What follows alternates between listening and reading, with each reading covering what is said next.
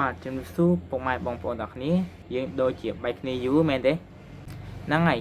ខែនេះខ្ញុំមានសាច់រឿងថ្មីមួយទៀតហើយមកចង់ចែករំលែកឲ្យពុកម៉ែបងប្អូនទាំងគ្នាបានទស្សនា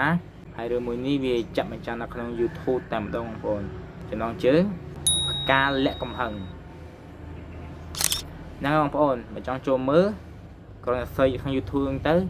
វាចេញមកហើយហ្នឹងហើយតែប៉ុណ្ណា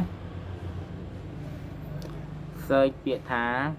ផ្កាលាក់កំហឹងរឿងចេញមកហ្មងហ្នឹងហើយបើចូលចិត្តអាចជួយ subscribe នៅរូបបណ្ដឹងដើម្បីទទួលយកនៅវីដេអូថ្មីពីខ្ញុំបាទ Fan Drama